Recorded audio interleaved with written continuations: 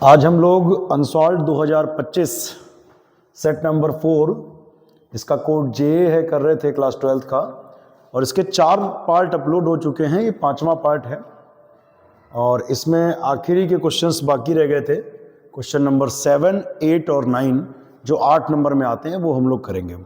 सभी लोग जो इस वीडियो को देखें लाइक ज़रूर करें, और अगर चैनल पर नए हैं तो चैनल को सब्सक्राइब जरूर करें। देखिए ध्यान से, क्वेश्चन नंबर 7 का पार्ट आव्यूह विधि का सवाल है जो 100% हर सेट में आता ही आता है। ये तो आप जरूर कर लीजिए, वरना शुरुआती सेट आप देखेंगे सेट 1, 2 में हमने करके भी दिखाया है। तो आव्यूह विधि का सवाल आप वो करेंगे तो हो जाएगा। और इनवर्स भी इसमें निकालना पड़ता है, तो इनवर्स भी निकालने को आता ही 8 नंबर में, वो भी जरूर आप तैयार करें। इसके बाद जो 7वें का सेकेंड पार्ट है वो सेट नंबर 1 में हो चुका है। वहां पर ये 5वें के खा पार्ट में था और 5 नंबर में ही आया था। यहाँ पर ये सवाल 8 नंबर में आया है, तो ये गुड लक भी हो सकता है और बैड लक, जैसा भी हो। आते हैं 8वें के का पार्ट पर, और अब बचे हुए 4 जो प्रश्न बचे, 8वें के 2 पार्ट और 9वें के 2, वो हमें करने पड़ेंगे। वो पिछले सेट्स में नहीं हुए हैं। 8वें का भी मोस्ट इंपॉर्टेंट क्वेश्चन है, कई बार पूछा जाता है, मैक्सिमा मिनिमा का क्वेश्चन है। लिखा है सिद्ध करो कि दिए हुए पृष्ठ, हमें देखना होता है इन सवालों में दिया क्या है। तो अगर ध्यान दें तो दिया क्या है बताइए जरा। इस सवाल में दिया क्या है? इस सवाल में पृष्ठ दिया गया है। क्या दिया गया है? पृष्ठ। सिद्ध करो कि दिए गए पृष्ठ और महत्तम आयतन वाले, और हमें यह भी ध्यान रखना होता है कि महत्तम शब्द किसके साथ लगाए। तो बच्चा महत्तम शब्द लगा है किसके साथ? जवाब है आयतन के साथ। इन्हीं 2 बातों पर हमें फोकस करना होता है। एक दिया क्या है, दूसरा महत्तम शब्द किसके साथ लगाए। जवाब है आयतन के साथ लगाए। महत्तम आयतन वाले लंबवृत्तीय शंकु का अर्धशीर्ष कोण। तो एक शंकु हमें यहां पर बनाना है। सबसे पहले हमें यहां पर क्या करना है? एक शंकु बना लेना है। चलिए एक शंकु बना लेते हैं। कलर अच्छा नहीं लग रहा है तो येलो कलर ज्यादा अच्छा लगेगा। यस, एक शंकु बना लिया हमने। शंकु बना लिया, और शंकु बनाने के लिए ठीक है जी, एक शंकु बना लिया। तो सबसे पहले थ्योरी में क्या लिखोगे? लिखोगे माना एक शंकु ABC है, फिर लिखोगे इसकी त्रिज्या R, ऊंचाई H, तिर्यक ऊंचाई L। जो भी हम बोल रहे हैं थ्योरी में लिखना है आपको एग्जाम में। माना एक शंकु ABC है, इसकी त्रिज्या R, ऊंचाई H, तिर्यक ऊंचाई L। पृष्ठ का मतलब जब नहीं दिया होता तो हम लोग कौन सा पृष्ठ लेते हैं? संपूर्ण पृष्ठ। तो क्या लिखोगे? माना एक शंकु ABC है, इसकी त्रिज्या R, ऊंचाई H, तिर्यक ऊंचाई L, संपूर्ण पृष्ठ S और आयतन V और अर्धशीर्ष कोण थीटा है। आई रिपीट, क्या क्या लिखना है? माना एक शंकु ABC है, इसकी त्रिज्या R, ऊंचाई H, तिर्यक ऊंचाई L, अर्धशीर्ष कोण थीटा, संपूर्ण पृष्ठ S और आयतन V है। एक ही बार में सारा बता दो क्या क्या मान लिया। ठीक बात। अब भाई दिया क्या है? दिया है संपूर्ण पृष्ठ। ये क्यों दिया होता है? ये दिया होता है एक चर के विलोपन के लिए। तो संपूर्ण पृष्ठ का सूत्र याद करिए। शंकु का संपूर्ण पृष्ठ होता है एक तो वक्र पृष्ठ यानी πRL, प्लस इसका नीचे का आधार का क्षेत्रफल πr²। यहां से आप L का विलोपन कर लें, प्लस πr², इधर आएगा तो हो जाएगा ये minus πr² upon pi is equal to πRL। यहां से L की वैल्यू निकाल लेते हैं, ये अपॉन में जाएगा S माइनस πr², ये πr अपॉन में जाएगा तो upon πr। This is equation number 1। ये हो गया। अब इसमें देखो महत्तम शब्द किसके साथ लगा है? तो जवाब है आयतन के साथ लगा है महत्तम शब्द। आयतन का फॉर्मूला क्या होता है? इसका आयतन होता है बेटा 1/3 πr²H। शंकु का आयतन होता है 1/3 πr²H। चूंकि ये हमने R में विलोपन किया तो इसे भी R में ले जाना पड़ेगा। R कहां से लाओगे भाई? H कहां से ले जाओगे? यहां हम क्या करेंगे, इसमें पाइथागोरस प्रमेय लगा लेते हैं। तो L² बराबर हो जाएगा H² प्लस R²। ठीक है बेटा। यहां से हम प्लस का R², इधर आया तो क्या हो गया? माइनस R² बराबर H²। यहां से H का मान निकाल लो, यहां से स्क्वायर हटेगा तो इसके ऊपर अंडर रूट आ जाएगा। तो h बराबर क्या होगा, under root L square minus R square. अभी क्या करना है, 1/3 पाई आर स्क्वायर, एल की वैल्यू रखो यहां पर स्क्वायर करके, एल की वैल्यू ये इसका स्क्वायर करना है, तो s minus pi R square का होल स्क्वायर, ये है, इसका वर्क करो, नीचे भी वर्क करो, तो pi square R square minus R square, आगे बढ़ जाया जाए, 1/3 pi R square, under root में क्या होगा देखना, a माइनस बी का होल स्क्वायर खोल दो तो हो जाएगा a square plus B square, S square pi square R की पावर 2 दूना 4, a स्क्वायर बी स्क्वायर, आगे क्या होगा minus 2ab minus 2s pi R square, इसकी ऊपर गुणा करो तो पाई स्क्वायर आर स्क्वायर की गुणा आर की power 4 upon pi square R square, ये प्लस का और ये माइनस का दोनों कैंसिल, 1/3 पाई आर स्क्वायर, और अंडर रूट में क्या बचेगा भैया, अंडर रूट में हो जाएगा S square minus 2s pi R square, pi square का वर्गमूल पाई और आर स्क्वायर का वर्गमूल आर, तो पाई से पाई और आर से आर कट गया। अब क्या करें,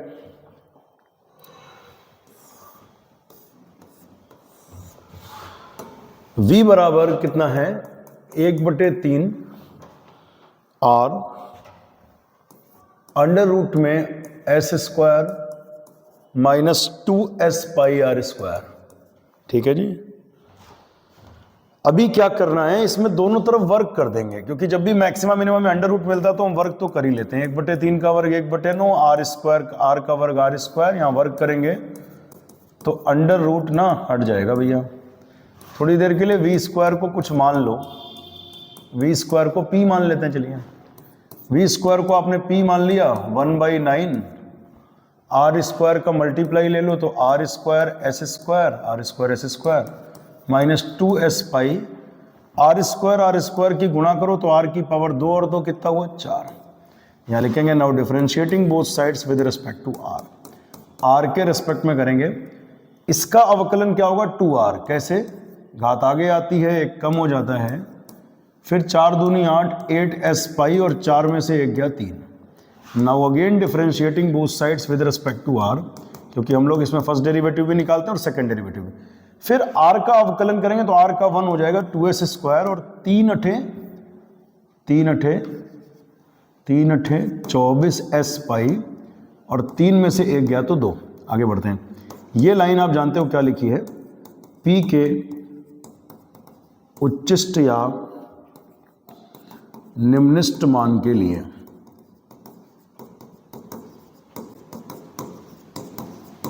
क्या करते हैं, फर्स्ट डेरिवेटिव को जीरो करते हैं, यानी dp over dx equals to 0।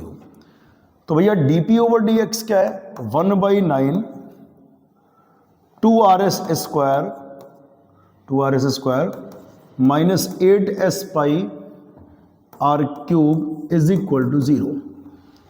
dp over dx को, सॉरी dp ओवर dr लिखना चाहिए था, यहां पर सही कर लेते हैं, dp ओवर dr यानी फर्स्ट डेरिवेटिव को जीरो करेंगे तो 1/9 2rs स्क्वायर ये आ गया। अभी इसे सॉल्व करना है, और तो क्या करना होगा,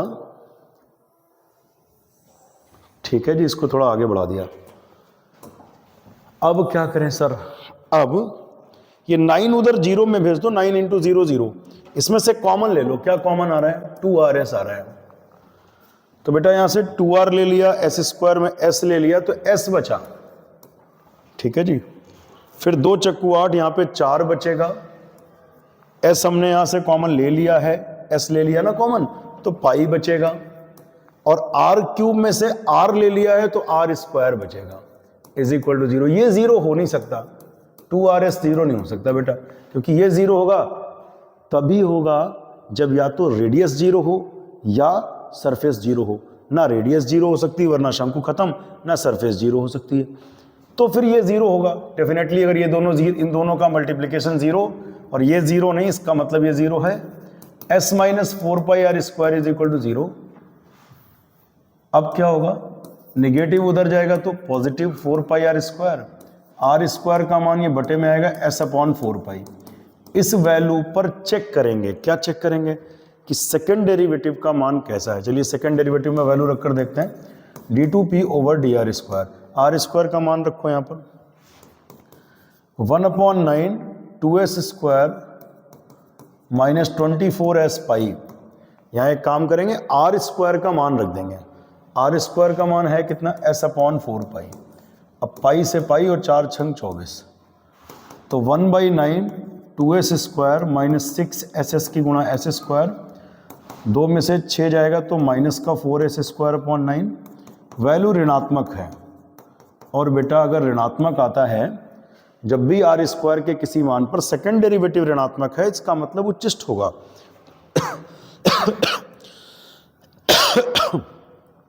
तो क्या लिखेंगे यहां पर,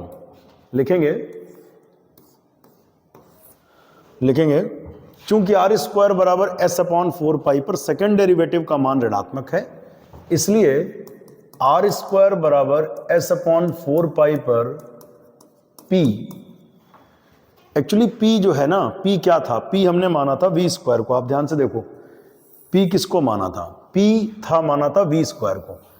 p अर्थात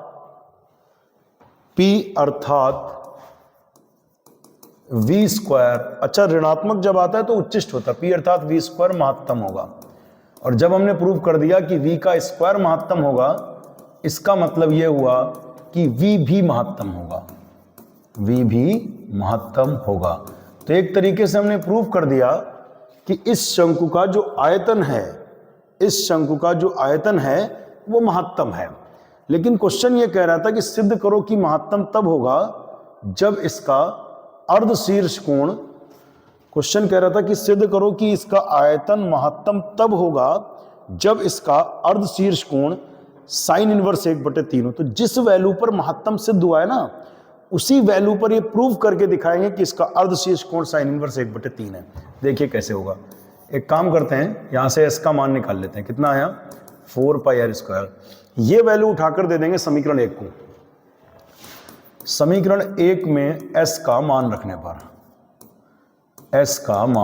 रखने पर रखिए, देखिए क्या होता है।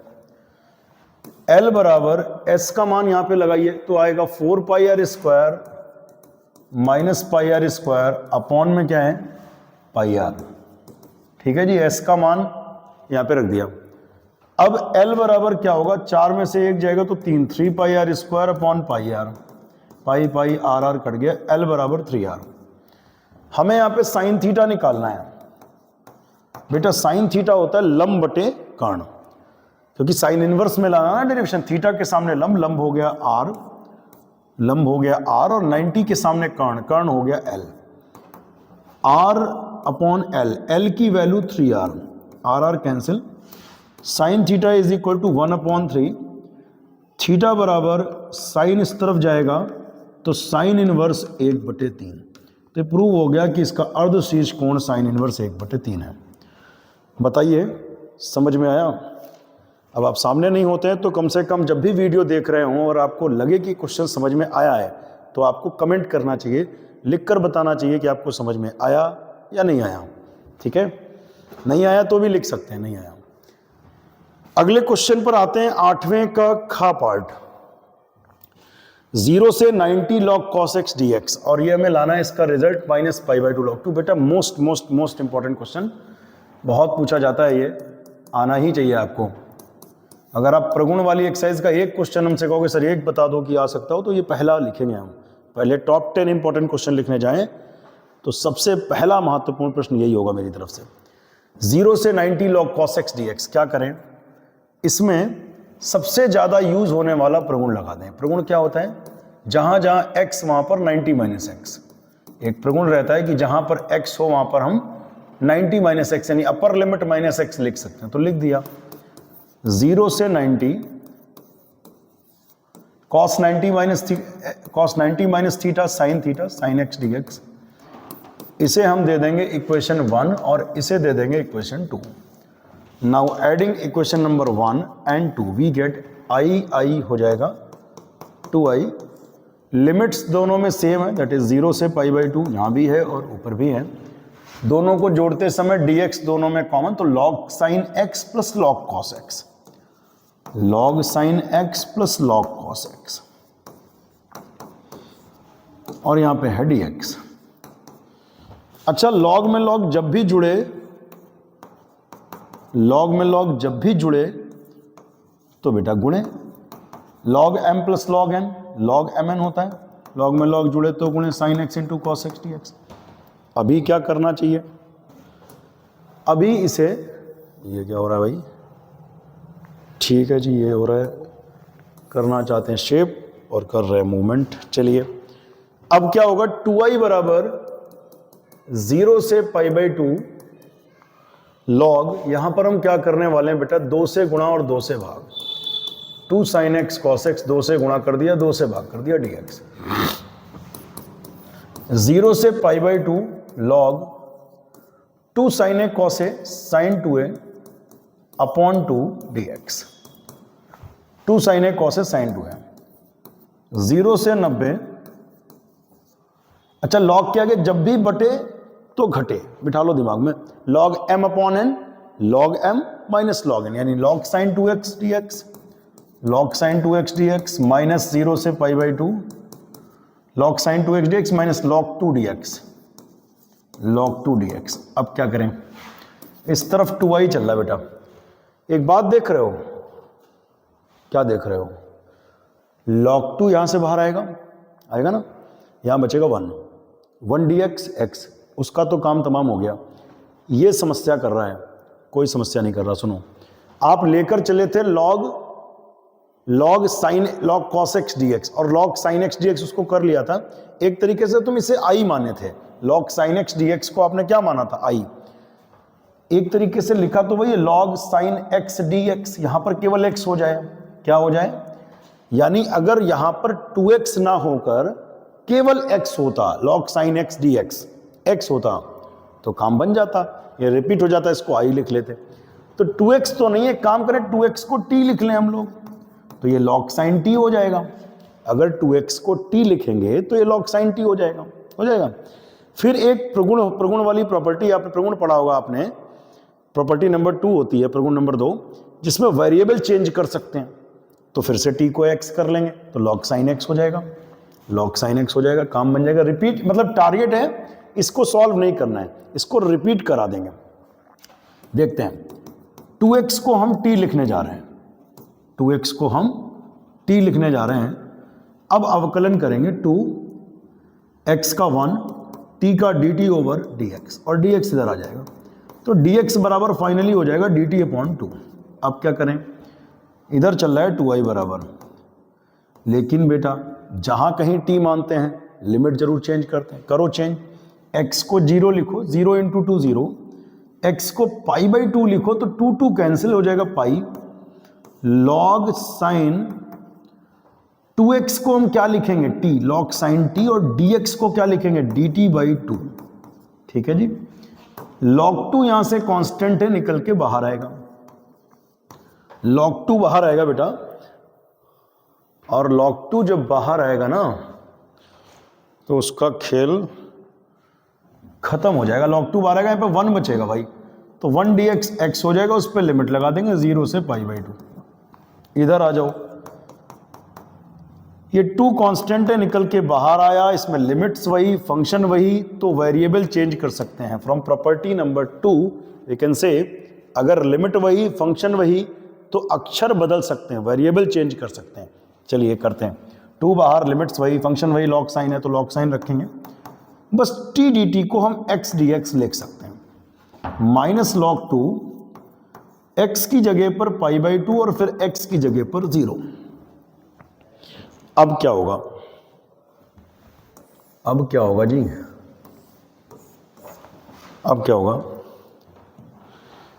टारगेट था कि हम इसको ये बना देंगे, बना लिया बेटा, हम सक्सेस हो गए हैं, log sin x dx, log sin x dx बन गया काम। लेकिन एक मामला बिगड़ गया, लिमिट 0 से π/2 थी जो मैच हो रही थी, लेकिन 0 से π/2 अभी नहीं हुई है, मामला फिर फंस गया। अब ये π/2 कैसे हो, इस पर विचार, अगर ये π/2 हो जाए तो काम बन गया।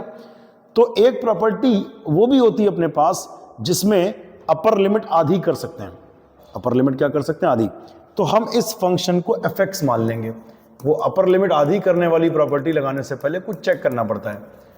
इस फंक्शन को हम fx मान लेंगे और उसमें f आपने अगर याद किया होगा तो f2a माइनस एक्स निकालते थे। 2a यहाँ पर क्या है, पाई, f पाई माइनस एक्स निकालेंगे, अपर लिमिट यहाँ पे पाई है, f upper limit minus x निकालेंगे, x की जगह पर पाई माइनस एक्स, यहाँ भी पाई माइनस एक्स। फिर बेटा sine 180 minus theta sine theta, आपने देखा लॉग साइन एक्स ये क्या है, एफ एक्स है, तो आपने देखा है अपर लिमिट माइनस एक्स का मान प्लस एफ एक्स आया। अगर ये माइनस एफ एक्स आता तो जीरो हो जाता, लेकिन ये प्लस एफ एक्स है। प्लस एफ एक्स के केस में हम क्या करते हैं, सुनना, प्लस एफ एक्स के केस में हम क्या करते हैं, फंक्शन दोगुना कर देते हैं। ठीक है जी, फंक्शन दोगुना कर दीजिए, लोअर लिमिट 0 कर दीजिए और अपर लिमिट आधी कर दीजिए। फिर से सुन लो, क्या रूल है, फंक्शन को डबल कर दीजिए, लोअर लिमिट वही 0 कर दीजिए, अपर लिमिट आधी कर दीजिए, फंक्शन को एज इट इज नोट कर लीजिए जैसा वो है। कर दिया भाई, फंक्शन वैसे ही कर दिया। अब ये 0 का कोई मतलब नहीं, तो minus pi by 2 log 2, minus pi by 2 log 2। अब आप देखो 0 से, आप ध्यान दो जरा, 0 से pi by 2 log sine x D x, equation 2 में इसको हमने क्या माना था, आई। तो ठीक है बच्चा, इसको हम क्या लिख सकते हैं, इसको लिख सकते हैं हम आई minus pi by 2 log 2। 2i में से आई जाएगा तो आई बराबर माइनस पाई बाई 2 log 2। ठीक है जी, नेक्स्ट क्वेश्चन पर आते हैं। बहुत इंपॉर्टेंट क्वेश्चन था ये वाला, जरूर तैयार कर लीजिएगा, संभावित प्रश्नों में है। अगला क्वेश्चन है, एक दीर्घवृत्त है और इसका हमें क्षेत्रफल चाहिए। इसका तो आंसर ही सीधे बता दे तुम्हें, इसका आंसर आता है पाई ए बी। शॉर्ट ट्रिक समझ लो, आंसर मिला लेना। ए का मान कितना है 9, बी का मान कितना है 4, 4 ने 36, इसका आंसर आएगा 36 पाई। ये क्यों बता रहे हैं, लास्ट में आंसर मिला लेना अपना, है ना, एग्जाम में अगर ट्रिक पता होगी। तो पहले में एक इलिप्स बना लेते हैं, एलिप्स बना लेते हैं, X square upon A square plus Y square upon B square is equal to 1 से तुलना करें तो बेटा a की वैल्यू आएगी 9 और b की वैल्यू आएगी 4। तो आपने देखा कि a बड़ा है b से, इसका मतलब दीर्घवृत्त फर्स्ट टाइप का ही है। ठीक है जी, तो दीर्घवृत्त एक बना लेते हैं, सुंदर सा दीर्घवृत्त बना लेते हैं। ये दीर्घवृत्त हो गया, ठीक है, इतना अच्छा रहेगा। अब इसमें एक्स एक्सिस और वाई एक्सिस भी डाल लो भाई, ये वाई एक्सिस है और ये एक्स एक्सिस हो गई। ठीक, ये एक्स अक्ष है और ये वाई अक्ष है। ये डिस्टेंस जो है ना 9 रखेंगे, कितनी रखेंगे 9। ये 9 है तो ये हो जाएगा 9,0, ये भी 9 है तो ये हो जाएगा -9,0। ये वाली डिस्टेंस 4 है तो 0,4 और ये हो जाएगा 0,-4। हमें इसका एरिया निकालना है, तो एरिया निकालने के लिए हम लोग क्या करने वाले हैं, पहले केवल हम इतना एरिया फाइंड कर लें, ये वाला, और इसका 4 गुना कर दें। 4 गुना इसलिए क्योंकि जितना नीचे है इतना इधर है उतना इधर है, तो 4 गुना करने से पूरे दीर्घवृत्त का क्षेत्रफल आ जाएगा। ठीक है, इसका नाम रख दे रहे हैं O, इसका नाम रख दे रहे हैं A, इसका B, OABO का क्षेत्रफल निकाल लेंगे। और ये एरिया एक्स अक्ष पर भी है, वाई अक्ष पर भी, चाहे एक्स अक्ष वाले सूत्र से लगाओ चाहे वाई अक्ष वाले से। हम एक्स अक्ष से ही लगा लेते हैं, सूत्र होता है वाई डी एक्स, तो पहले वाई निकालना पड़ेगा। तो चलिए पहले वाई की व्यवस्था करते हैं। यहाँ से Y square upon 9 is equal to, ये प्लस उधर जाएगा तो -1 - एक्स स्क्वायर अपॉन 9, ये प्लस उधर जाएगा तो माइनस, फिर वाई स्क्वायर अपॉन 4 स्क्वायर है बच्चा, 1 माइनस, ये प्लस उधर जाएगा तो माइनस, फिर एलसीएम लेंगे तो ऊपर जाएगा 9 का वर्ग आ जाएगा 81, 81 - एक्स स्क्वायर अपॉन 9 का वर्ग 81, और ये 4 का वर्ग बेटा हो जाता है 16, 16 उधर गुणे में चला जाएगा। अब आप वर्गमूल ले लो तो 16 का वर्गमूल हो जाएगा 4 और 9, 81 का वर्गमूल हो जाएगा 9, 4/9 √81 को लिख दो 9 का वर्ग माइनस एक्स का वर्ग, और ये इक्वेशन नंबर 1 हो गई। ये वाई यूज कर लेंगे। अब लिखेंगे रिक्वायर्ड एरिया या एरिया ऑफ द एलिप्स लिख देना, 4 times area of the part OABO, area of the part OABO। ठीक है, अब क्या करें, यहां पे लिख लेते हैं। एरिया एक्स अक्ष पर है तो लिमिट रहेगी बेटा 0 से 9, 0 से 9, और एक्स अक्ष पर एरिया होता तो लिखते हैं वाई डी एक्स। क्या लिखते हैं? Y D X. वाई की वैल्यू बेटा यहां पे लगा दो, फिर सॉल्व कर लेते हैं। 4 टाइम्स 0 से 9, और वाई की वैल्यू ले लेते हैं हम लोग। वाई की वैल्यू क्या थी? 4/9 अंडर रूट, वाई की वैल्यू थी 4, वाई की वैल्यू थी 4/9 under root 9 square minus X square D X.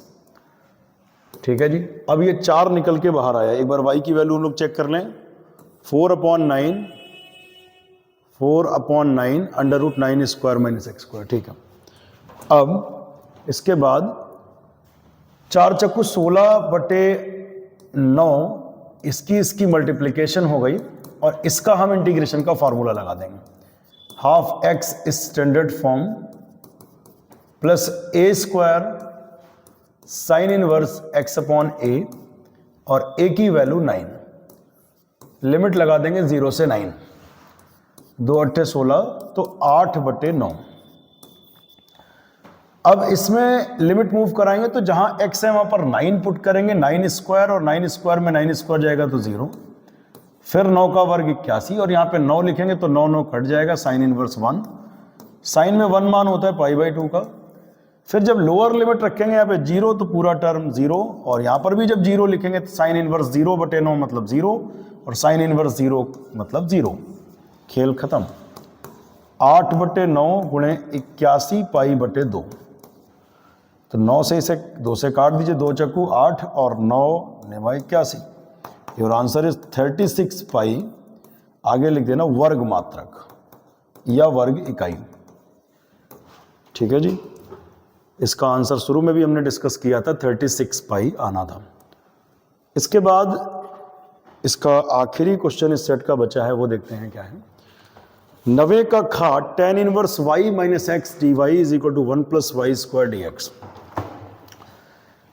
तो इसमें हम लोग क्या करने वाले हैं कि 1 + y स्क्वायर को इधर ले रहे हैं और dy उधर ले रहे हैं। तो tan inverse y minus x upon 1 + y square, ये इस तरफ कर दिया, और dy को उधर ले लेंगे, dx ओवर dy। अब dx ओवर dy की वैल्यू क्या होगी? दोनों के बटे अलग अलग कर दो, tan inverse y upon 1 + y square minus x upon 1 + y square, इसके बटे भी उसके बटे। अब निगेटिव इधर लाएंगे तो क्या हो जाएगा? पॉजिटिव। निगेटिव इधर आया तो positive x upon 1 + y square is equal to tan inverse y upon 1 + y square. अब dx over dy plus px is equal to q से तुलना।